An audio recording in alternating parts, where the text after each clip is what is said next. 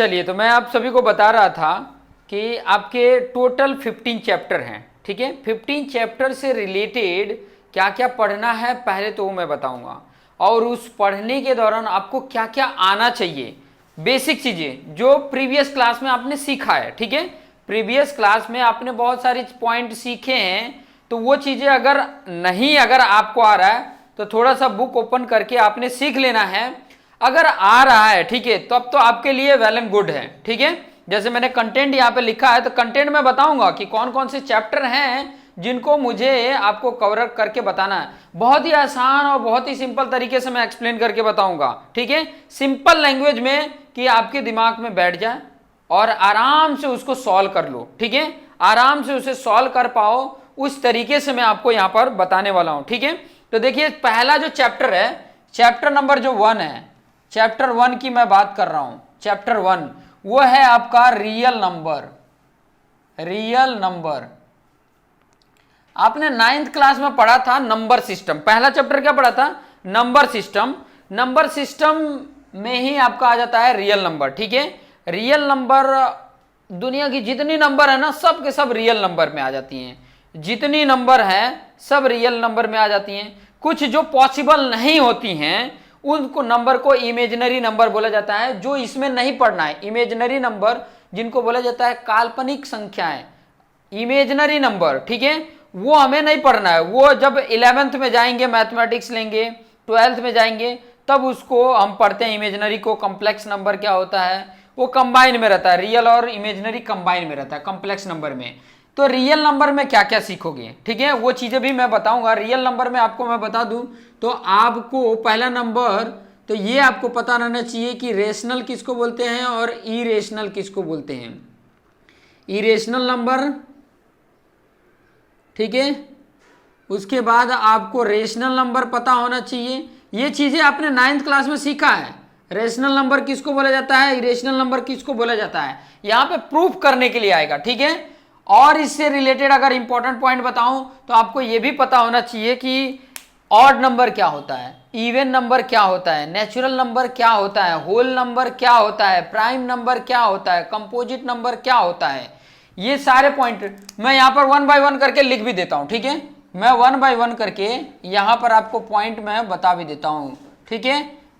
आपको पता होना चाहिए कि नेचुरल नंबर क्या होता है। नहीं पता है, सब बताऊंगा मैं। नेचुरल नंबर क्या होता है सब बताऊंगा, ठीक है। नेचुरल नंबर हो गया, फिर बाद में होल नंबर आ जाता है, होल नंबर, ठीक है, होल नंबर। उसके बाद से आप प्राइम नंबर सीखोगे, प्राइम नंबर किसको बोला जाता है। उसके बाद से कंपोजिट नंबर, कंपोजिट नंबर। उसके बाद आप देखोगे इवन नंबर किसको बोला जाता है और ऑड नंबर किसको बोला जाता है। ये सब कुछ आपने क्या करना है, सीखना है इसमें, ठीक है। सब कुछ ये बेसिक चीजें हैं, ये आपको पूछेगा नहीं, ठीक है, लेकिन इसका उसके अंदर यूज है, ठीक है। ये नहीं पता रहेगा तो आगे के उसमें प्रॉब्लम में आप फंस जाओगे। ये चीजें बेसिक चीजें हैं जो बचपन से ही आपको सिखा दिया जाता है, ठीक है। स्टार्टिंग से ही odd number, even number, composite number, prime number, natural number, rational और इरेशनल तो आपका 9th क्लास में आया था, पहला जो आपका था उसमें। इसके साथ साथ इसमें आप और क्या सीखोगे वो भी मैं बता रहा हूं। वो है आपका इसमें एचसीएफ सीखोगे। एचसीएफ के बाद आप एलसीएम सीखोगे, ठीक है। इनके साथ साथ ये जो जानने के साथ साथ इसमें एक और चीजें मैं बताना चाहता था, वो आपको किसी भी नंबर का फैक्टर्स निकालने आना चाहिए, किसी भी नंबर का मल्टीपल क्या होता है वो भी आपको आना चाहिए, ठीक है। इन्हीं के हेल्प से ये एचसीएफ निकालने के लिए भी आपको समझ में आएगा और एलसीएम निकालने के लिए भी समझ में आ जाएगा। एचसीएफ एंड एलसीएम ये दोनों चीजें आपको आसानी से समझ में आ जाएंगी। एचसीएफ में भी कई सारे मेथड हैं, एलसीएम के भी कई सारे मेथड हैं, आराम से इजी तरीके से मैं आपको समझाऊंगा, ठीक है। फिर बाद में जो इरेशनल नंबर है, जैसे इरेशनल नंबर कौन कौन से हैं वो आपको प्रूफ करने के लिए आएगा कि क्या ये इरेशनल नंबर है, तो ये प्रूफ करने के लिए आएगा। बस इतना ही है, ठीक है। आपका ये नंबर, रियल नंबर में इतना ही पार्ट है। तो ये चीजें आपको पता चल गई तो इसको नोट डाउन कर लो, या तो स्क्रीनशॉट ऐसे करके स्क्रीनशॉट ले लो, इसको आपने प्रॉपर तरीके से बता देना, ठीक है। एक और पॉइंट में बताना, जो इसके मेथड थे, ठीक है, इसके जो मेथड है, ये एचसीएफ की। तो कई सारे मेथड है, जैसे कि मैं आपको बताऊं, इसमें है एक यूक्लिड्स डिवीजन एल्गोरिदम, ठीक है, यूक्लिड डिवीजन एल्गोरिदम, ठीक है, एल्गोरिदम है। और है प्राइम फैक्टराइजेशन, ठीक है। फिर बाद में एलसीएम प्राइम फैक्टराइजेशन मेथड से ही सॉल्व हो जाता है, प्राइम फैक्टराइजेशन मेथड से सॉल्व हो जाता है। इसमें ये भी आएगा, एक चीज और ये आएगा कि जैसे कि कोई अगर आपका फ्रैक्शन में दिया हुआ है, कोई फ्रैक्शन में वैल्यू दिया हुआ है, ठीक है, तो ये पूछेगा कि डेसिमल जो वैल्यू है, डेसिमल वैल्यू जो है, डेसिमल पॉइंट के बाद कितने नंबर तक होगा, ये क्वेश्चन पूछ सकता है, ठीक है। या तो कोई अगर रेशनल नंबर है उसको आपको चेंज करने के लिए आ सकता है डेसिमल में, ठीक है। तो जब बड़े फ्रैक्शन में नंबर होते हैं, जैसे कि अगर फ्रैक्शन ये 1/2 है, तो इसको मुझे डेसिमल में चेंज करना बड़ा आसान है। क्या करोगे आप, ऐसे 2 से 1 से ऐसे डिवाइड कर देते हो, पॉइंट लगाओगे, यहाँ 10 हो गया, 2 5 या 10 कर लेते हो, तो ये डेसिमल फॉर्म में आ गया इसका, ठीक है। बट ऐसे बड़े नंबर दे दिया, अगर आपको मान लो कि 195 डिवाइड बाई 3 2 4 6 5 ऐसे करके नंबर दे दिया, तब इसको डेसिमल में लाने में बहुत हार्ड होता है। लेकिन यहाँ पर इस चैप्टर में आप आसानी से सीख सकते हो कि फटाक से तुरंत 2 मिनट में भी नहीं लगेगा, आप तुरंत इसको डेसिमल फॉर्म में बता सकते हैं, ठीक है। लेकिन उसके लिए कंडीशन होगा, वो कंडीशंस आप 9th क्लास में जो इसकी क्लैरिफाई की हो ना, क्लासीफाई की हो, ये रेशनल नंबर इरेशनल नंबर, उसको थोड़ा सा एक बार देख लेना 9th क्लास का। फिर भी अगर नहीं पता चला होगा तो मैं एक बार बता दूंगा आपको कि ये रेशनल नंबर और इरेशनल नंबर में डिफरेंस क्या है, क्या कंडीशन है जिसके बेस पे हम किसी भी नंबर को रेशनल बोलेंगे और किस नंबर को इरेशनल बोलेंगे, ठीक है। इतना बात आपको क्लियर हो गया होगा। तो ये बहुत सारी चीजें हैं, इसको सीख लेंगे, ठीक है। जैसे कि कोई फ्रैक्शन दे देगा, बोलेगा कि ये जो रेशनल नंबर है क्या ये टर्मिनेट है या नॉन टर्मिनेट है, ऐसे करके पूछेगा, ठीक है। तो वो भी कंडीशन मैं आपको समझा दूंगा बहुत ही आसान तरीके से, ठीक है। सिंपल तरीके से आप समझ जाओगे, ठीक है।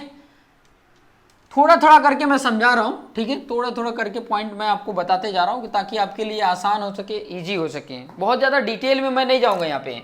आप वही चैप्टर नंबर 2 पे आओगे, तो जैसे चैप्टर नंबर 2 आप 9th क्लास में पढ़े हो, ध्यान से समझना, चैप्टर नंबर 2 जैसे आपने 9th क्लास में पढ़ा है पॉलिनोमियल, यहाँ पर भी पॉलिनोमियल है लेकिन थोड़ा सा उसका एडवांस है, पॉलिनोमियल्स, ठीक है। सेकेंड चैप्टर जो है वो है पॉलिनोमियल्स। तो 9th में भी पॉलिनोमियल्स ही था, 9th का भी सेकेंड चैप्टर पॉलिनोमियल्स था, लेकिन उसमें कहाँ तक था, कोफिशिएंट फाइंड आउट करने के लिए, ठीक है। कोफिशिएंट, किसी का कोफिशिएंट फाइंड आउट करने के लिए कोई पॉलिनोमियल दिया है, पहले तो पॉलिनोमियल के टाइप्स, कई सारे टाइप्स है उसमें देखे होंगे, ठीक है। पॉलिनोमियल के टाइप्स, मोनोमियल, बायोनोमियल, ट्राइनोमियल, ये अलग टाइप्स के हैं। फिर बाद में इनको कैटेगराइज किया गया, ठीक है, कैटेगराइज किया गया इनके डिग्री के बेस पे। अगर इनकी डिग्री 1 है तो उसको लीनियर पॉलिनोमियल बोला जाएगा, डिग्री के बेस पे। आपने डिग्री भी फाइंड आउट करना सीखा होगा 9th क्लास में, नहीं सीखा होगा तो मैं बता दूंगा, ठीक है। कोई भी पॉलिनोमियल है ना, तो उस पॉलिनोमियल में जो आपका वेरिएबल है उसका मैक्सिमम जो पावर होता है ना, उस पॉलिनोमियल में जो वेरिएबल है उसके ऊपर मैक्सिमम जो पावर होता है वो डिग्री होता है। तो डिग्री के बेस पे, जैसे मान लो किसी की डिग्री 1 है तो वो लीनियर पॉलिनोमियल होगा, किसी की डिग्री अगर 2 है तो उसको क्वाड्रेटिक पॉलिनोमियल बोला जाता है, और 3 है तो उसको क्यूबिक पॉलिनोमियल बोला जाता है। तो ये जो पॉलिनोमियल है इसमें आप तो पहले नंबर लीनियर, क्वाड्रेटिक और क्यूबिक पॉलिनोमियल तो सीखोगे ही। अभी देखो टेंशन मत लेना कि मतलब क्या क्या कितना सारा पढ़ना है, लेकिन जब आराम से पढ़ते जाओगे ना तो एकदम आसान लगेगा कि कितना मतलब मैथ्स कितना इजी होता है, मैथ्स कितना इजी से इजी उसको बना सकते हो। सिर्फ और सिर्फ बुक और पेन लेकर बैठा करो, जितना बताते हैं उसको करो। और एक और पॉइंट मैं बता देता हूं कि रेगुलर, इस वीक में तो नहीं, रेगुलर संडे को आपका टेस्ट रहेगा मैथ्स का, ठीक है। नॉर्मल कुछ क्वेश्चन दूंगा, अभी तो जैसे कि ऑनलाइन है, कुछ मंथ में जैसे कि मेन भी 1 मंथ के बाद से आपका ऑफलाइन क्लासेस चालू हो जाएगा, ठीक है। तो आप ऑफलाइन में आओगे तो और बेटर तरीके से समझोगे, आपके जो डाउट होंगे वो भी क्लियर होगा, ठीक है। दोनों रहेगा, ऑनलाइन ऑफलाइन दोनों रहेगा, ठीक है। ऑफलाइन आओगे तो ऑफलाइन सीखोगे, ऑनलाइन है तो ऑनलाइन, दोनों मतलब मैथ्स और रूटीन दोनों चलेगा। तो पॉलिनोमियल्स में ये चीजें तो सीखोगे, उसके साथ साथ आप ये सीखोगे कि सम ऑफ जीरोज क्या होते हैं, प्रोडक्ट ऑफ जीरोज क्या होते हैं। कोई पॉलिनोमियल मुझे अगर इनके बेसिस पे मुझे बनाने हैं तो कैसे बनाएंगे, ठीक है। इतना ही है, ये जो सेकेंड चैप्टर में इतना ही सीखना है। कोई पॉलिनोमियल बनाना है तो कैसे बनाएंगे, सम ऑफ जीरोज होते क्या हैं, इनमें जो जीरोज बोल रहा हूँ वो क्या होते हैं, ये सब कुछ आप इसमें सीखोगे और बड़े ही आराम से, बहुत ही सिंपल तरीके से।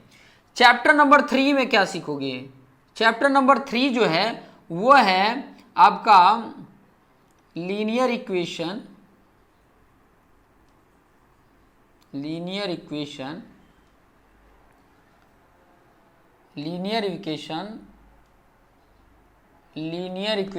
ऑफ टू वेरिएबल, ठीक है।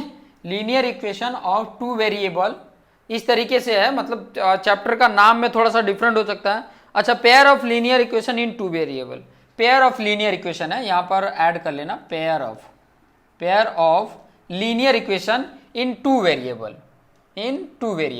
ठीक है। दो वेरिएबल में देखो, वेरिएबल्स के वेरिएबल का मतलब ये होता है ना कि अननोन कोई पॉइंट उसमें ऐड कर रहे हैं। जैसे कि ऐसे दे दिया, जैसे x plus Y equal to 6 और 3x plus 7y equal to 8 ऐसे करके दे दिया, ठीक है। तो ऐसे देखो, आपको टू वेरिएबल बोला मतलब दो अननोन है, दो वेरिएबल हैं, ठीक है, दो वेरिएबल हैं, ठीक है। और ये किसमें है, लीनियर इक्वेशन है, मतलब 1 पावर है, देखो दोनों के ऊपर 1 पावर है तो इसी के लिए लीनियर बोला जाएगा। और इनका पेयर मतलब दो बनेंगे, दो इक्वेशन होंगे जिनको सॉल्व करने होंगे।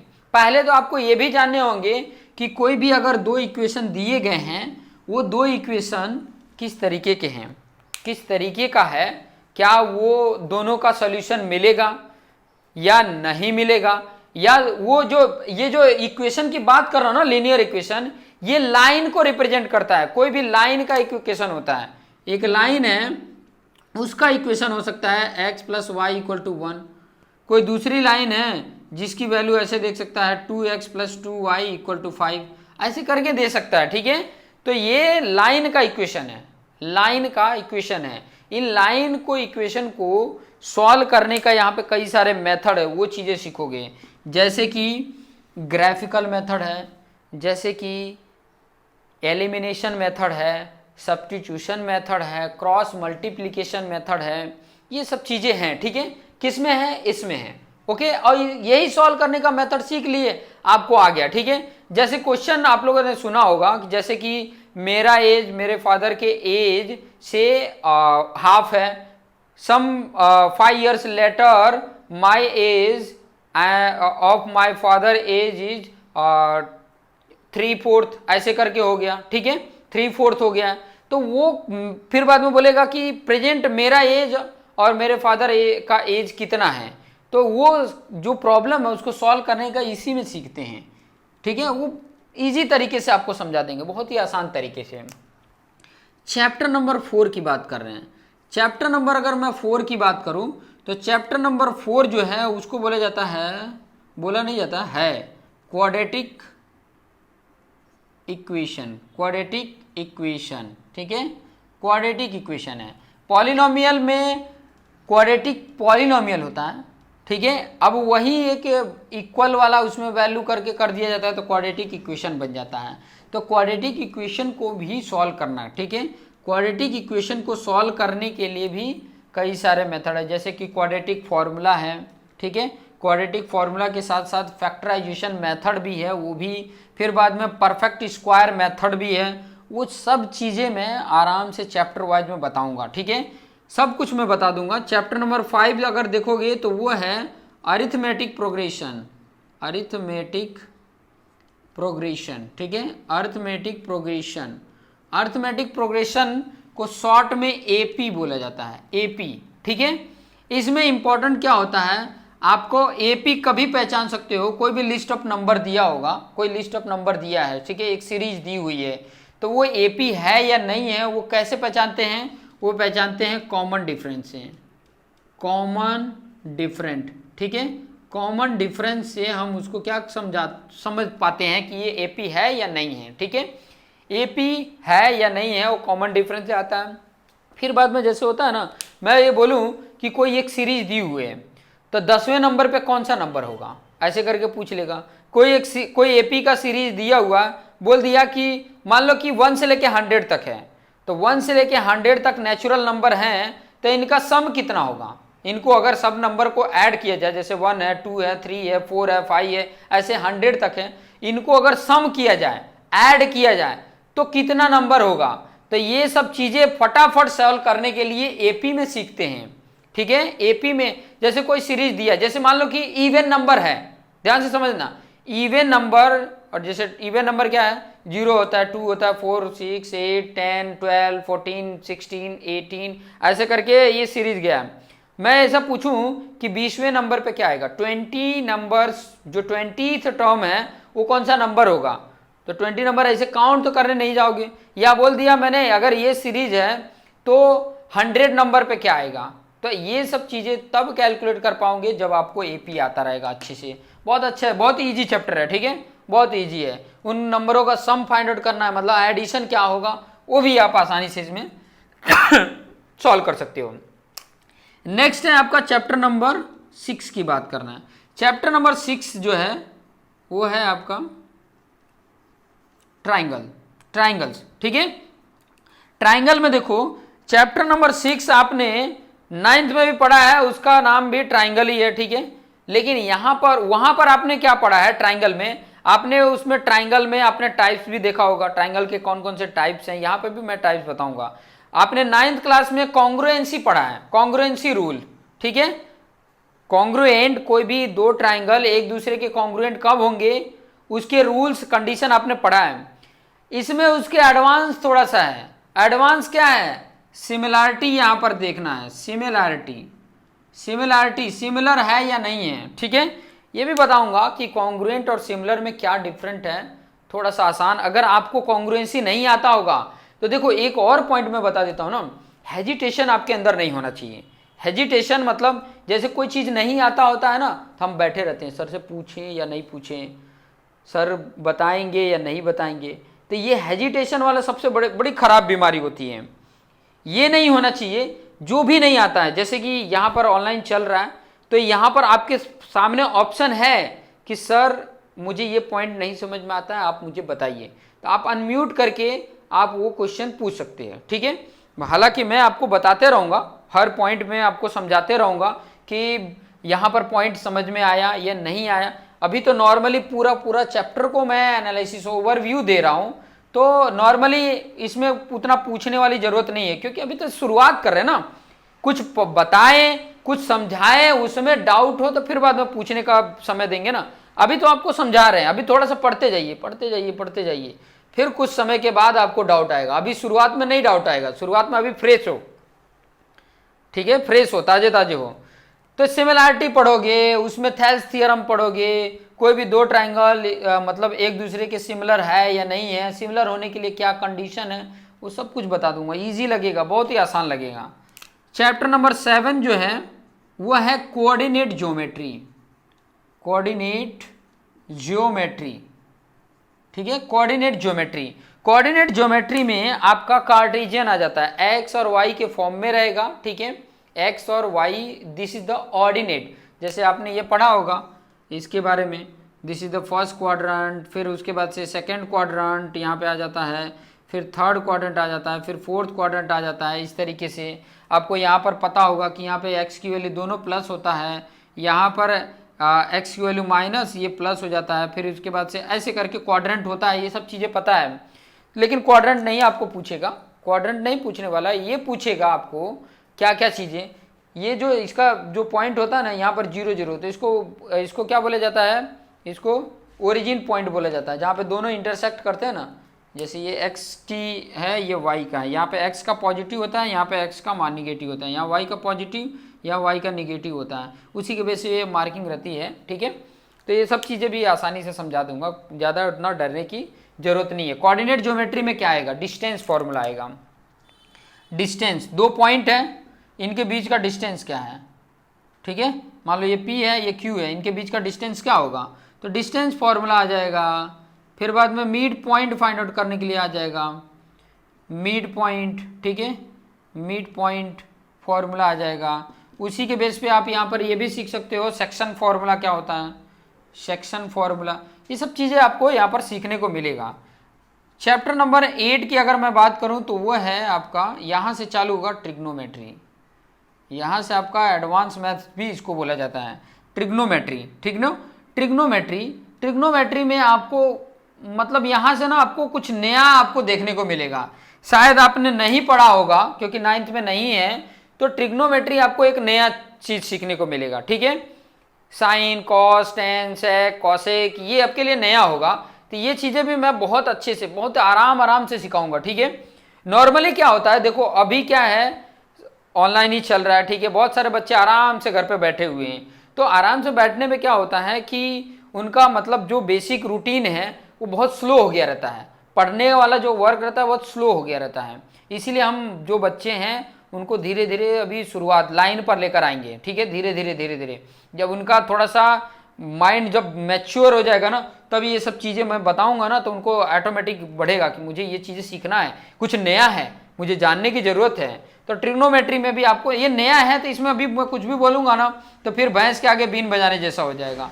तो डिटेल में जब ये चैप्टर स्टार्ट करूंगा ना तो उसके साथ आराम से आपको बताते जाऊंगा। ठीक है, चैप्टर नंबर जो 9 है ना, इसी का एप्लीकेशन है, इसी का एप्लीकेशन है। ठीक है, application of trigonometry, application of trigonometry. ठीक है, एप्लीकेशन ऑफ ट्रिग्नोमेट्री मतलब मैं ये बताऊं ना, जैसे मान लीजिए कि मैं यहाँ पे खड़ा हूँ, कोई चीज़ देख रहा हूँ, उसका एंगल कुछ बन रहा है, उसकी हाइट कितनी है मैं बता सकता हूँ ट्रिग्नोमेट्री की हेल्प से। ट्रिग्नोमेट्री की हेल्प से आप किसी की हाइट पर पता कर सकते हो। आगे जाके कोई इंजीनियरिंग फील्ड में जा रहा है ना, तो वहाँ सर्वे जैसा वर्क होता है, वहाँ पर बहुत इंपॉर्टेंट काम आ जाता है। ठीक है, वहाँ पर बहुत इंपॉर्टेंट इसका रोल हो जाता है। चैप्टर नंबर जब 10 पे आ जाएंगे, ध्यान से समझिएगा, चैप्टर नंबर 10 में आप देखोगे सर्कल आपको पढ़ने को मिलेगा। ठीक है, सर्कल से रिलेटेड 2 चैप्टर हैं। सर्कल से रिलेटेड अगर देखोगे तो आपके 2 चैप्टर हैं। यहाँ पे सर्कल से रिलेटेड बेसिक चीजें उसमें सीखोगे, एंगल सीखोगे, इससे रिलेटेड जो भी मतलब कुछ थियरम है वो सीख लोगे।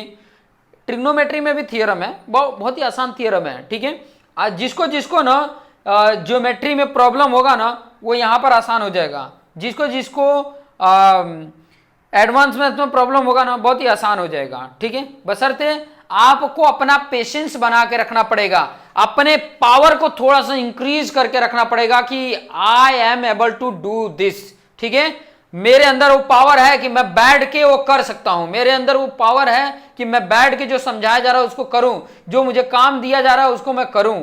ये पावर जब जनरेट खुद से करेंगे ना तब ये चीजें आसान लगेगी। ठीक है, मैंने इतना प्रीवियस वाले क्लास को इतना आसान कर दिया, इतना चीजें भी बता दिया, जो शुरुआत से जुड़े होंगे ना उनको इतना आसान लग रहा होगा कि वो यही सोच रहे होंगे कि जो मैथ्स का जो बोर्ड में 80 मार्क्स का पेपर आएगा, 80 मार्क्स का, वो टोटल मुझे 80 में से 80 चाहिए, 80 में से 80 चाहिए, फुल मार्क्स, कहीं से भी इधर से उधर कहीं जाने वाला नहीं है। ठीक है, कहीं से भी इधर से उधर जाने वाला नहीं है। 80 आउट ऑफ 80 आप ला सकते हो। ठीक है, आप सबके अंदर वो स्टेमिना है, ला सकते हो, लेकिन आपने क्या करना पड़ेगा, ये चीजें प्रैक्टिस। मैथ्स ऐसा है ना कि जितना प्रैक्टिस करोगे उतना आपका हाथ ना सीखेगा, ये जो हैंड है ना, फिंगर है ना, ये सीख जाएगा।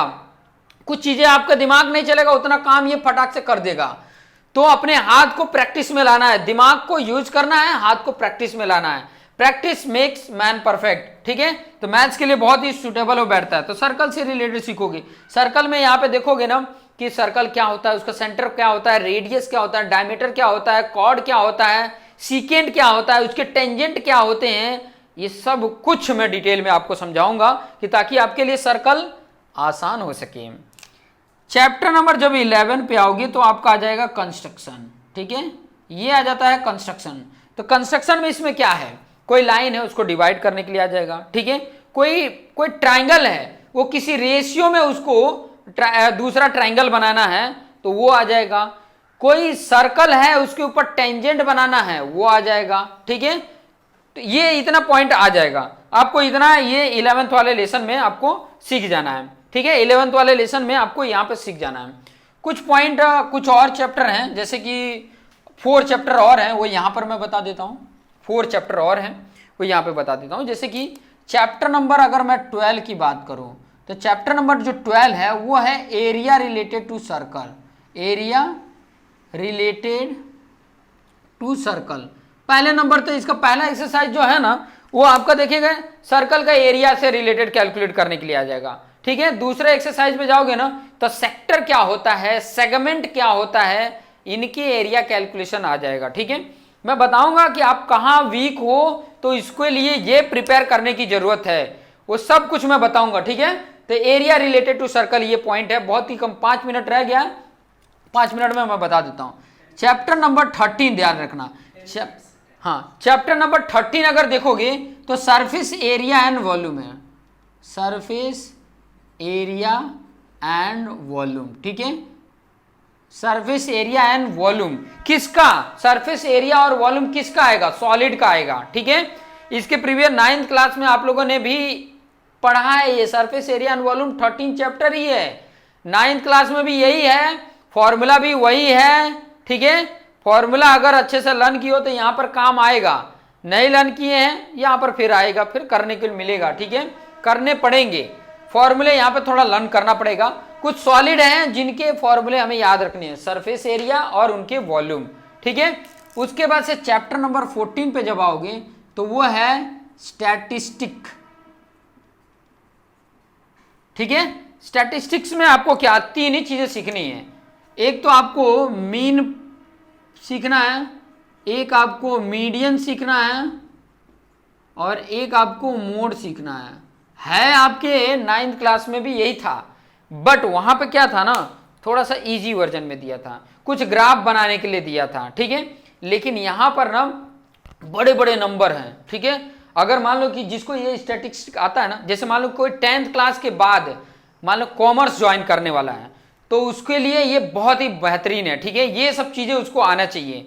मान लीजिए कि कॉमर्स कर लिए, कॉमर्स के बाद से आपने BCA कर लिया, किसी कंपनी में आप जाते हो, ठीक है, तो वहां पे ना आपको एक्सेल आएगा, ठीक है, एक्सेल में वर्क करने के लिए आएगा, तो ये सब चीजें बहुत हेल्प करती हैं, ठीक है। आप ग्राफ तुरंत बता दोगे, कितना परसेंटेज कौन सा काम हुआ है, किसी का अटेंडेंस लगाना है, सब कुछ फटाक से रिपोर्ट दे सकते हो, ठीक है। तो ये सब उसकी वजह से आ जाता है, स्टैटिक्स आ जाए। और लास्ट जो चैप्टर है ना 15 वो है प्रोबेबिलिटी। प्रोबेबिलिटी, प्रोबेबिलिटी का मतलब होता है ना प्रिडिक्शन, जैसे होता है ना आज बारिश होगी या नहीं होगी, ठीक है, तो होने के चांसेस कितने हैं और नहीं होने के चांसेस कितने हैं, ठीक है। कुछ हो सकता है कि 75% होने के चांसेस हो, 25% नहीं होने के चांसेस हो। अगर मान लो एक सिक्के के कॉइन होता है ना, कॉइन को मैं टॉस किया तो आने की प्रोबेबिलिटी क्या है, या तो हेड आएगा या तो टेल आएगा, या तो हेड आएगा या तो टेल आएगा, 2 ही प्रोबेबिलिटी, ठीक है। या तो हेड आने की प्रोबेबिलिटी या तो टेल आने की प्रोबेबिलिटी है। लेकिन यहाँ पे प्रोबेबिलिटी आपको परसेंटेज में बताना होगा या तो फ्रैक्शन में बताना होगा, ठीक है, परसेंटेज में या तो फ्रैक्शन में। तो वो चीजें भी हम, जैसे मान लीजिए कि कार्ड, आप लोगों ने कार्ड देखा होगा, नहीं देखा होगा तो मैं आपको दिखाऊंगा, ठीक है। कार्ड, ताश का पत्ता, जो 3 पत्ती खेलते हैं ना, 3 पत्ती से याद आया 3 पत्ती वो कार्ड बोलते हैं, ठीक है। फिर बाद में डाइस आ जाता है, ठीक है, डाइस आपके लीडो की गोटी होती है ना वो आ जाती है, उससे रिलेटेड प्रोबेबिलिटी से रिलेटेड क्वेश्चन आएंगे, ठीक है। और भी जो आ जाएंगे वो सब कुछ मैं बता दूंगा। जैसे कि बॉल आ जाते हैं, बॉल कलर के बॉक्स हैं, एक बॉक्स में रखे हुए हैं, डिफरेंट कलर के बॉल हैं, वो एक बॉक्स में रखे हुए हैं, नंबर उनके दिए रहते हैं कि रेड कलर के कितने हैं, ब्लू कलर के, व्हाइट कलर के कितने हैं, ठीक है। फिर बाद में पूछ लेगा कि अगर रैंडमली एक बॉल को उसमें से निकाला जाए बिना देखे आंख बंद कर लिया, एक बॉल को उसमें से करके इसे निकाल रहा हूं, ठीक है, तो उस बॉल को निकालने की प्रोबेबिलिटी क्या होगी, ठीक है, उस बॉल का बाहर आने की प्रोबेबिलिटी क्या होगी, वो सब चीजें यहां पर सीखने को मिलेगा। तो ये था आपका ओवरव्यू, ठीक है, ये था आपका 15 चैप्टर का ओवरव्यू। आज तो सिर्फ ओवरव्यू दिया, ठीक है। कल मैं ना चैप्टर स्टार्ट करूंगा और वो चैप्टर से रिलेटेड बेसिक चीजें के डिस्कशन करेंगे, ठीक है। आपको आता है नहीं आता है, वो चीजें आपको खुद आपके साथ मैं डिस्कस करूंगा कि आपको आ रहा है या नहीं आ रहा है। नहीं आ रहा है तो मैं बताऊंगा कि ये चीजें थोड़ा सा प्रिपेयर करिए, आपके लिए एकदम आसान हो जाएगा। ठीक है, कर लेंगे, सब कुछ कर लेंगे। ओके, बहुत बढ़िया।